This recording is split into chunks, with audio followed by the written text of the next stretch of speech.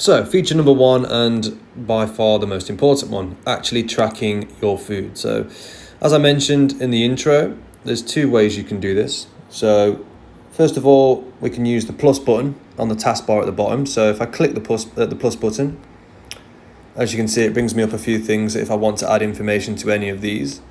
We're going to click on food. This then brings up the obviously meal times of the day, so whichever it is, if you're putting your breakfast in, which I've just had mine, so let's put the breakfast in. Here it will bring up a history of the things that I've eaten most recently. You can almost break this down and also break this down into meal time most recent. So as you can see where it says most recent, I can click that button and I can pick which time of day I'm looking to sort of filter out for the meals that I may have had previously. But on regards to scanning, I can have a scanner barcode or I can type the food in. So let's just type one in just for ease. So I've had porridge this morning and there were Quaker protein golden syrup. There we go. So it's popped up at the top, you see, from my history. If I click that, it'll bring me a breakdown of what's in that sachet. So 162 calories in there, tells me my carbs, my fats, my protein in regards to it.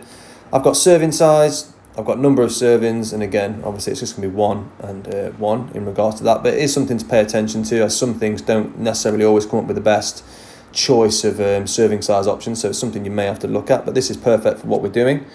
I've had the protein golden syrup, click the tick in the top right corner, and as you can see, I've added the golden syrup. Now I also had milk with that, so let's add food again. So if I go back to my home page, I'll show you how to do this, because this is the tab that it'll bring up from the home page. So if we go back to the home page, so we accessed the sort of add food tab by pressing the plus button at the bottom.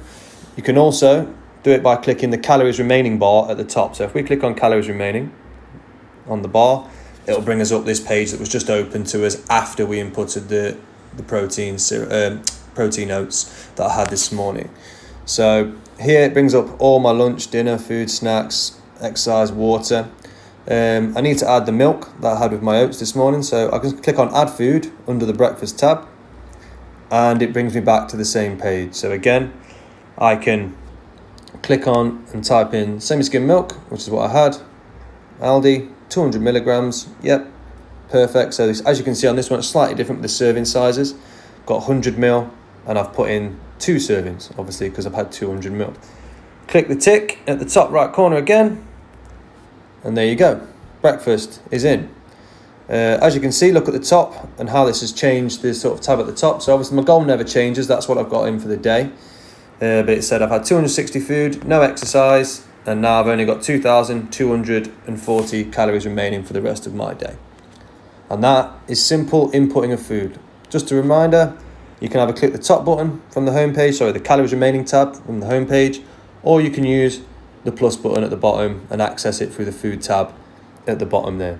But that literally is how simple it is. You can type the stuff in. More accurately than that, if we go through again, let's say we're going to add something else to our breakfast, you can scan barcodes. Okay, so if you click the scan barcode button just below the search bar, as you can see, I can scan things. All right, so all I've got to do is find something with a barcode on and I can scan the barcode, and 9 times out of 10 it's pretty accurate and it will come up with the item that's on there. Most food items are on there. You may get some anomalies, but most food items are on there, and that's a really quick way of adding food without having to search for it manually or type in the text in there for what it is you're looking for. So scanning the barcode is another fantastic way as well. But that's about as simple as it gets in regards to tracking your food. So let's move on to the next bit.